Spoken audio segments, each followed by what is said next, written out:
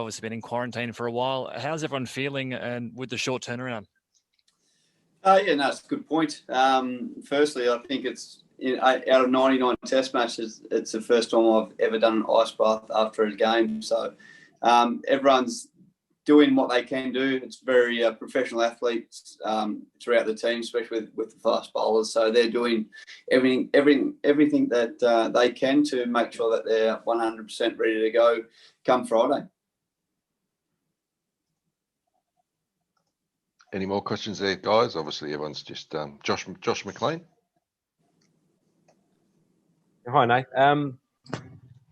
Will Pucovski, obviously hoping that he'll get up and get himself right to play. Yeah, 100%. I don't really know what the update is with Will. I know that talking to Will throughout last Test match and how much he's been loving his little taste of Test cricket, I know that he'll be doing everything in his power that he's right to go and that he can walk out there with Davey on Friday morning, hopefully. Raj. Thanks, Cole. Hi, Nathan. It looks like India is going to be missing out on Jasprit Bumrah and also Ravindra Jadeja. Do you expect them to show up, sort of fight which we saw in SAG at the Gabba as well? Because given Australia's record, which is quite impressive, it looks like it's advantage Australia. I wouldn't say that. I think you look at the class throughout the whole Indian squad. Yes, they may be missing a couple of big players for them, but they've got a very talented and very deep squad that they can pick from. So, but to be honest with you, we just got to worry about our preparation. We can't look too far what they're doing, or how they're preparing, or who might be playing. It's just about, for us right now, where we are. It's about making sure that we're controlling what we can control, and that's purely our preparation and making sure that firstly our recovery is right on key, and then our plans are as bowlers that we're very, very well suited to the Gabba. So hopefully that we can put them into play nice and early when we get the ball in hand. Adam Collins.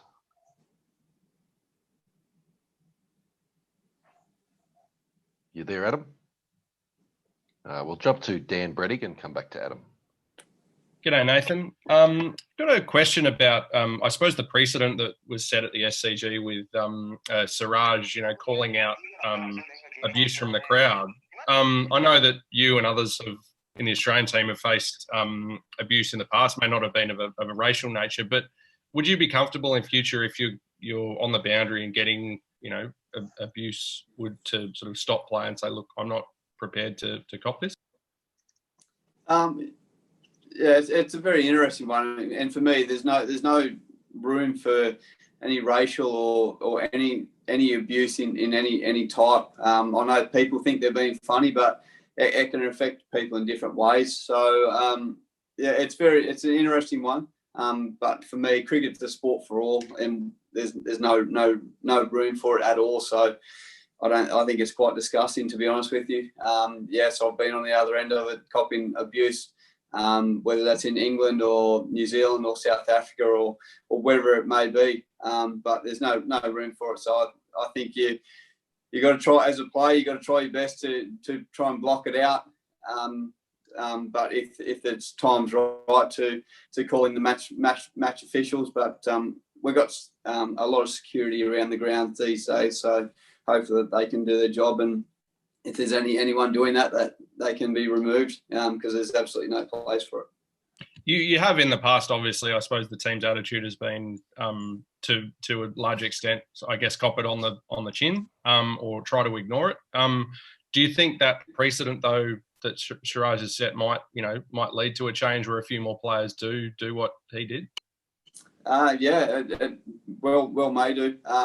It's totally going to be up to that player and how that's been, how they have been affected. I just really hope that in a whole world society that we get over it, then we can just come and people can come and watch us play cricket, and players not go to work and be worried about getting abused or racially abused or whatever it may be. As I said, cricket's a sport for all, so it really comes down to the player and how they've been affected. Thanks, Nathan. We'll go back to Adam Collins. G'day, Nath. Obviously, a huge test match for the team, but for you individually, 100th test match on the cusp of 400 test wickets. I know historically you've been reluctant to talk about yourself, but given these milestones, have you had a chance just to reflect on what a significant achievement this is and your thoughts on being one of the very few men to play 100 test matches for Australia? Yeah, it's a good one, fellow. I have had a chance to reflect on it because when I first made my test debut, I thought, gee, how amazing this, and I was very grateful and very humble to play one test for Australia. But after completing my 99th one last week, just a couple of days ago, and looking forward to Friday, it's been very exciting because I look at the 12 other guys who have played cricket for over 100 test matches of cricket for Australia, and they're pure legends in my eyes, not just for Cricket Australia, but all around the world. And I'm going to pinch myself each and every day to see my name up against those fellas and be the 13th player to do so. So it's pretty amazing. I've tried it in the past. I've tried not to look too far ahead, but yeah, I'm pretty excited about this one, and just the thought about being able to play 100 test matches for Australia is very humbling,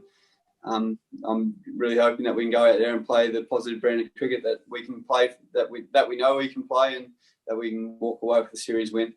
You've had some pretty pronounced ups and downs through the course of your career. Do you think it's almost fitting that you're walking out for your 100th test match just a few days after a test match where it hasn't quite gone your way, and an opportunity to really assert yourself in, as I say, like perhaps one of the biggest test matches you played in? Yeah, you can say that. I think it's been this test series against India has been amazing, to be honest. You look the way we won in Adelaide, then the way India won, then obviously a draw. It's going up and down and back and forth. So that's the beauty of test match cricket, and I've been very grateful to play in some amazing test matches. Been on the losing end a few times, which is provided some great learning curves for us, and even last week provided some really good learning curve for the Australian cricket side and me personally as well. So, but now we get this opportunity to come out here and put into play what we've learnt over the last little while, and me personally over the last 99 test matches. I've obviously learnt so much, and I've grown in confidence quite a fair bit. So hopefully we can put it all in play come Friday. Thanks, mate. We'll go to 7 News Sydney. Hey Nathan, Eamon Tiernan here, mate. Obviously Smudge has had a couple of days in the headlines. Have you had a chance to have a chat to him, and how's he going? Yeah. I've obviously had a chance to chat with him. We're in a bubble together, so see him every day. But yeah, I'm really disappointed with the way everyone's jumped on the back of him. He's played close to 80 odd test matches or whatnot, and I think he's done that every test match he's ever done. And to be honest, I've done it every test match as well. There's nothing wrong with it. Smithy loves batting. We all know that, and even know that we weren't batting in the rest of the remaining of that test match. He's still thinking about batting, and he does it to help me as well. He's looking about where I should look to pitch the ball, what pace I need to bowl on that wicket. So it's all about conversation. So yeah, he's going okay. He's got all my support, and everyone's support here in the Australian change room. But yeah, we're just really disappointed with everyone coming out and saying the things about Smithy, because it's none of it's true. So, but it is what it is. We'll go to Rob Forsyth. Hey Nathan, just another one on the milestone. You mentioned learning so much. If you had a chance to speak to yourself before making your test debut to go back in time, what advice would you give? And I suppose just looking back over the journey, what sort of stands out in terms of some of the good moments and some of the challenges? What advice? I'd probably not look too far ahead and just try and take it each and every day and do it with a smile on your face. I think that's Mike Hussey gave me that piece of advice when before I bowled my first ball in Test cricket. He just said, come up and play with a smile on your face and you'll hopefully relax a little bit. So, yeah, I reckon that's one big thing, but also what Punter said in my first game as well was just back your skill. So that's what I'd say again if I had the chance. But there's been some highs and some lows. Personally, you look at the Adelaide Test match after the passing of Phil Hughes against India in 2014. That's probably up there with one of the biggest highs of my career. But then you look at Edgbaston, and that's another amazing high. Then you go to Leeds, which is you come down the other end of the ladder. But then a week later you're at Manchester as well. So it goes. The amazing thing about Test cricket, it's an amazing ride. There's a lot of ups and downs, but I know when I finish my career, I'll be able to sit there with a smile on my face and say I gave it my all. But this is my 100th, and I'm far from being done in my eyes. I'm still hungrier than ever. I want to go out there and play as much cricket as I can for Australia, and keep playing my role, and hopefully winning a lot of Test series for Australia. And if I could just ask a quick one on bubble life, has it almost drained, I suppose, you or some of the guys more than you thought it might? Like, you look at, I suppose, something like the Big Bash coming up. Are you still thinking you might play that, or do you think you'll need a break after this? And I suppose beyond that, are you a bit worried about what the South Africa tour will look like in terms of, how restrictive and quarantine and coming back and all that? To be honest with you, mate, I'm purely concentrating on this game and seeing it is such a big milestone for me personally. I'm not trying to look too far ahead at all. I'm just really trying to take all this week in, and because I can guarantee you this will only come around once. So I'm just really trying to just stay in the moment here and enjoy this whole week and making sure that we go out and play some really good cricket come Friday. So I'm not sure about Big Bash. I know I'm in the Big Sixes BBL squad along with Moses, Saba and Starkey here in the bubble. But we'll come across that road after this Test match. Thanks, mate. Josh McLean. Yeah, Nathan, I just wanted to ask, Tim Payne obviously copped a bit of criticism for the things that he said and the way he played the game. And full credit to him for owning up to that yesterday and doing what he did. What's your view on the whole sledging and gamesmanship and chatting to the opposition and what he went through? I think Payne showed a lot of humility and a great leader to come out after a game and put his hand up and say he didn't play the game that he wanted to play. And so I know Tim Payne, playing under Tim Payne, bowling to Tim Payne is absolutely exceptional. I absolutely love him to death. And yes, he didn't have the game that he wanted or the Australian cricket team wanted him to have, but he owned that, and he will come out, Gabba, and make sure that his preparation before the Test match starts is on key. But he's been absolutely brilliant. He got thrown the captaincy job in a pretty hard circumstance, and he's absolutely owned it. And I think he's been absolutely brilliant for Australian cricket. He does provide a lot of banter behind the stumps, which is absolutely brilliant in my eyes. Did he get probably too emotional in the game? Yes, probably, but he's owned that. So I'm expecting him to come out and be no different and be as clinical as he ever has been behind the stumps, because even he said after the game, there's nothing more than he hates than dropping a catch. And for him to drop 3 catches behind the stumps is unheard of. So I know that he'll be doing everything in his power to be 100% ready and rearing to go come this last Test match to hopefully wrap up the series for Australia. Andrew Wu. Yeah, good day, Nathan. Congratulations on this week. How do you feel like, I suppose you've been going this summer, and how much of extra motivation, 100th Test, big game against, in a series decider to, I suppose, really hit your straps and the one that counts? Yeah, thanks, mate. This summer's been challenging, I guess. Obviously playing against India again, and I think they've come up with some really good plans to combat me. But to be honest with you, I've been really happy with the way I've been bowling. I've been able to create some chances, which is which has been really positive. I'm very happy with the way they're coming out.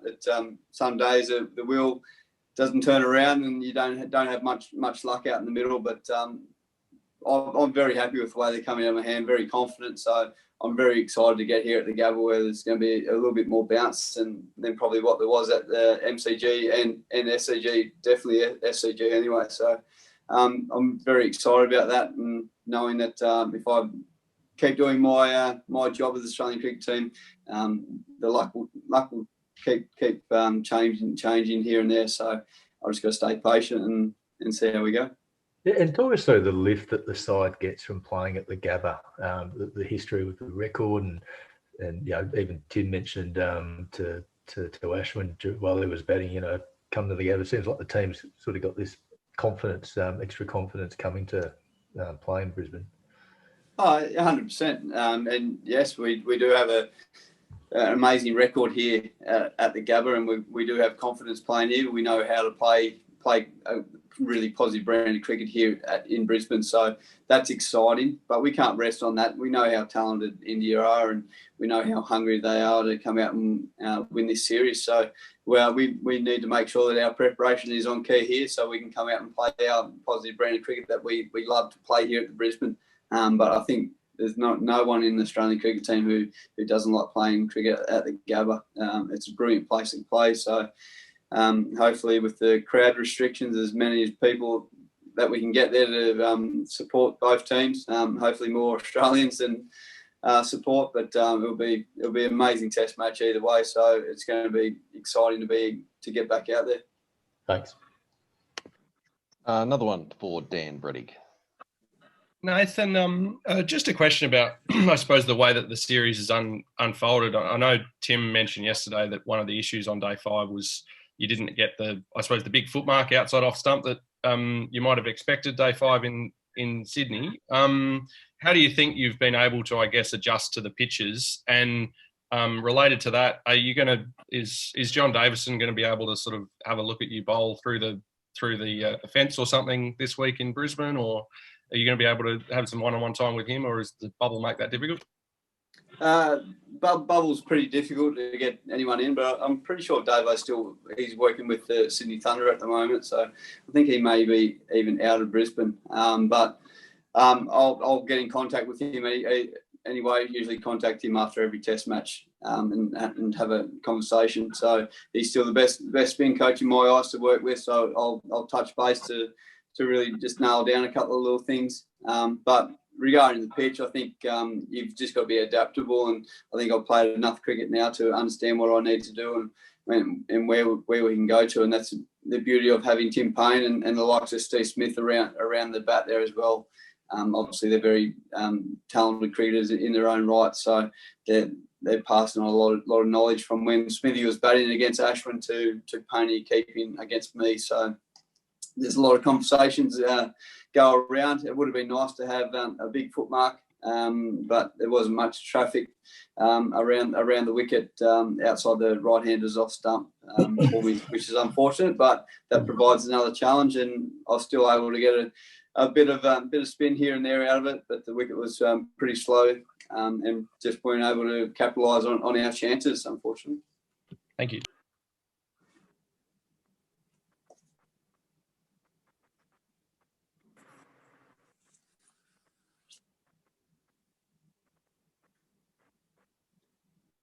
Sorry about that. Karam. You there, Karam? Yeah, Nathan, good morning. You're kind of a bowler who doesn't rely on any of variations. You are one of those off spinners who is on classical mold. I mean, I was speaking to Harbhajan Singh before the series, and he was very effusive in his praise of about your bowling. He praised you a lot, and he said that one of the reasons why he enjoys you is that you bowl you rely on classical off spin. Now, when you see those kind of wickets like in Sydney on the 5th day, which doesn't break, do you sometimes wonder that you should maybe develop some kind of variation, something like Dusaras or anything where you can, surprise the batsman when you're not getting any kind of help from the wicket, like Tim Payne said the other day? It's a good question, mate. But I'm very confident with my stock ball and the variations that I do use that to get hopefully get the job done and create a couple of chances. The wicket wasn't spinning too much, so I can't imagine if I had a deucer or if I bowled Jeff that would have went too far. The wicket was still pretty good, especially in the middle of the wicket. So it's one of those things. And to be honest with you, I'm still learning, and I will never conquer the game of cricket. So that's something that I'll be able to continue to learn 100 Test matches and beyond. So it's just one of those things. And some days you just got to say, well played to the opposition, and they played extremely well on the last day of the Sydney Test match. So, there's not much more we can do about that. We've reflected on that. We've learned about it. So our preparation is purely focused here at the Gabba, and who knows, I might bring out Jeff on day 5 if we happen to be bowling. Is that the delivery that you mentioned ahead of the series, that the variation that you wanted to bowl in the series, that Jaffa that you mentioned? It's still coming. It's still coming. Keep watching and you might see. Thanks. Thanks, Karam. I think we've got one last one here from another one from Raj. Yeah, thanks. Nathan, you actually something in a similar vein. You kept telling throughout the series, you said you had your plans for some of the Indian batsmen. So I just wanted to ask whether have those plans come into fruition at all? Are you still working on it?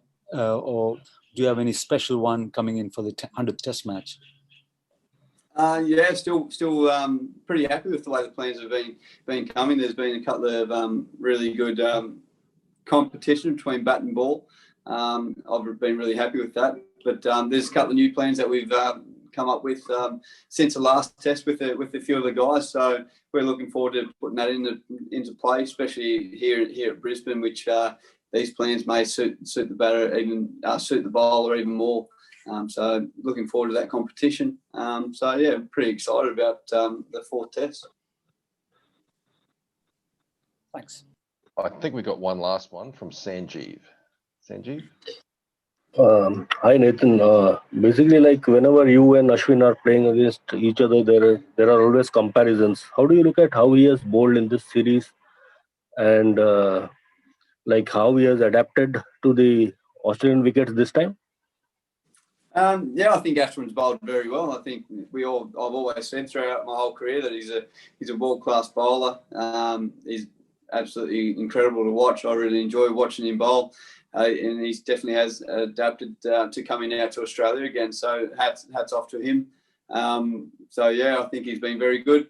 And I think our batters are going to have to keep working hard in the nets facing me to making sure that their plans that they've come up with can stay strong against Ashwin.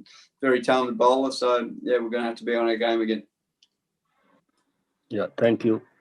Thanks, Sanjeev, and thanks everyone for joining us, and congratulations to Nathan Lyon on his upcoming 100th Test match and potentially 400th Test wicket when we get underway at the Gabba on Friday. So thanks everyone again for joining, and thanks to Nathan Lyon for his time. Thank you all. Thank you.